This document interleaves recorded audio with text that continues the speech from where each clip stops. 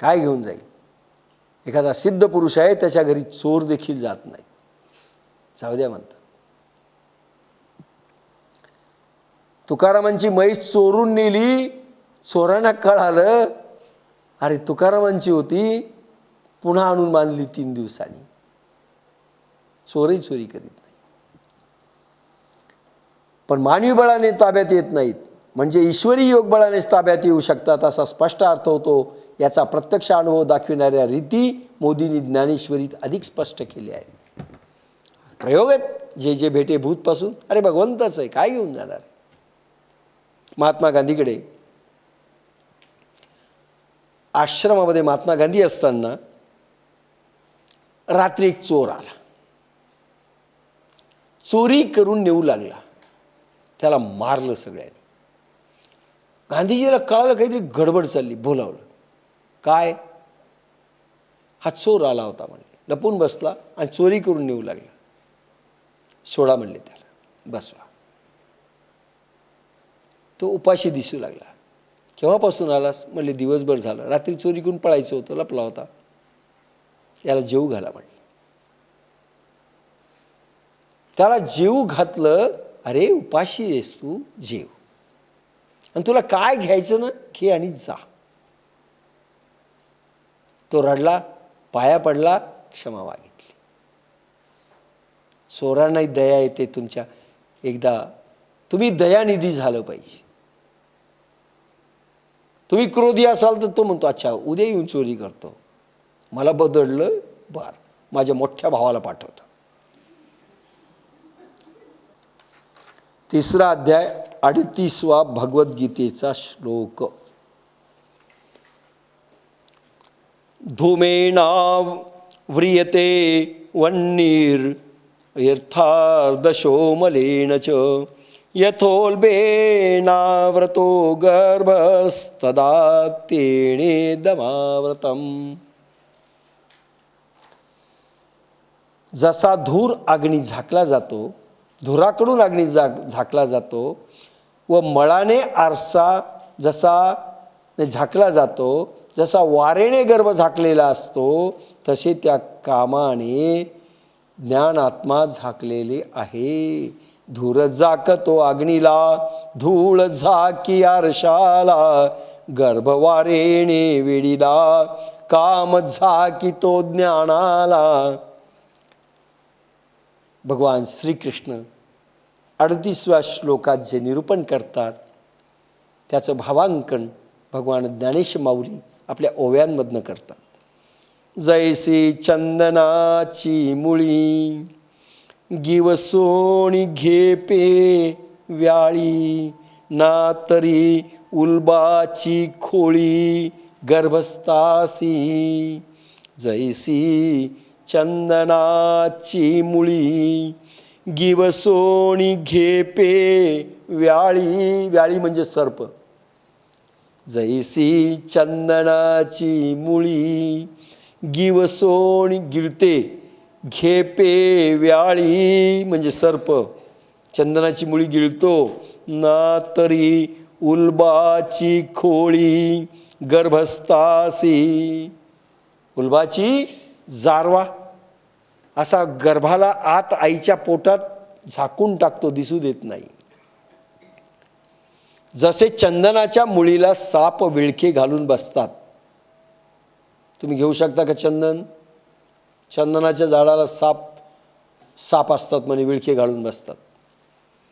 किंवा पोटात असलेल्या गर्भाला जसे वारेचे वेष्टन असते, गर्भाला तर जारव्यात असतो गर्भ.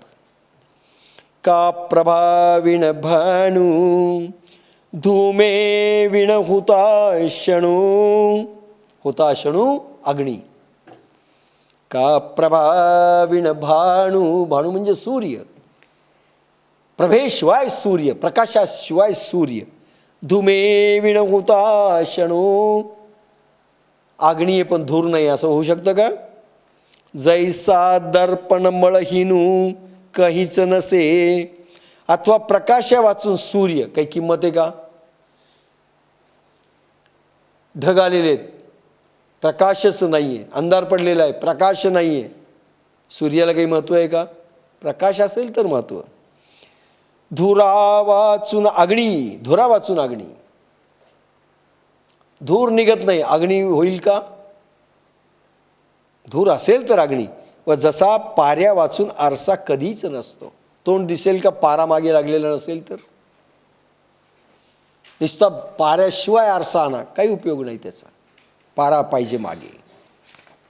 अर्धवट ओव्या आहेत. तैसे इही विण एकले, आम्ही ज्ञान नाही देखिले. जैसे कोंडे निपा गुंतले, बीज निपजे. ज्याप्रमाणे बीज कोंड्यानेच झाकलेले उत्पन्न होते, त्याप्रमाणे या कामक्रोधाशिवाय एक ते शुद्ध ज्ञान आम्ही पाहिलेले नाही. ती पा 62. भगवान श्रीकृष्णाच्या वेळी श्री वेदव्यास इत्यादी फार मोठे ज्ञान बुद्धियोगी होते. राजघराण्यातील वैराग्य बुद्धियोग लक्षणा राजर्षी विद्या लोपली होती. ब्रह्मर्षी विद्या ज्ञानयोग परंपरा तुरळक चालू होती. भगवान ज्ञानेश्वर काळीही असेच अज्ञान होते. आज योगाविषयी भयंकर अज्ञान आहे.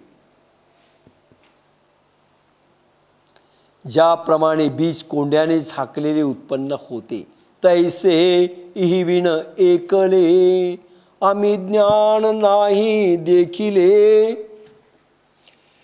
शुद्ध ज्ञान, आत्मज्ञान काम क्रोधाशिवाय नाही. हे पा चांगली गोष्ट झाकलेली असते. स्त्रियांचे गुप्तेंद्रिय झाकलेले आहेत, पुरुषांचे गुप्तेंद्रिय झाकलेले आहेत. लक्षात घ्या.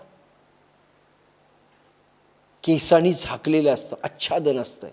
तसं एखादं शुद्ध काही असेल ना, त्याला झाकावं लागतं. अरे चांगलं गोंडस पोरगे आपण त्याला एक टिकला लावतं काहीतरी काजळ, का? नजर लागू नये. म्हणून शुद्ध ज्ञानाला नजर लागू नये म्हणून काम क्रोध असं वेष्टन घातलेलं असतं. म्हणून बिना कामक्रोधाचं शुद्ध ज्ञान कधीच नाही हे भगवंतांनी सांगितलं. कामक्रोध लहरी तुम्ही समाप्त केल्या, दाबल्या की शुद्ध ज्ञान आपोआप प्रगटतं. त्याचा अर्थ शुद्ध ज्ञान प्रगटलं आणि कामक्रोधाच्या लहरी जर पुन्हा उत्पन्न झाल्या तर तुम्ही खाली पडले. सरळ सरळ ओवीचा अर्थ असा आहे. घडी जरी द्यायचं तर त्याला एक कव्हर असतं. जितक्या नाजूक वस्तू आहे त्याला कव्हर दिल्या जातं.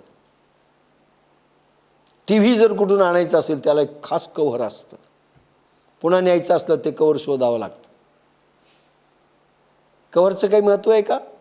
त्याला झाकलेलंच असतं. त्याशिवाय महत्त्वही कळत नाही. शेंगादाण्याला टर्पल असतं. जितका मऊ भाग त्याचं कठीण वज्रासारखं वर असतं. कौट कौट पहा किती कठीण असतं वरचा भाग. आतमध्ये किती मुलायम असतं. ते मुलायम असतं म्हणून वरचा भाग कठीण असतं. जितकं मुलायम, जितकी कोमलता गुलाबाचं फूल असतं.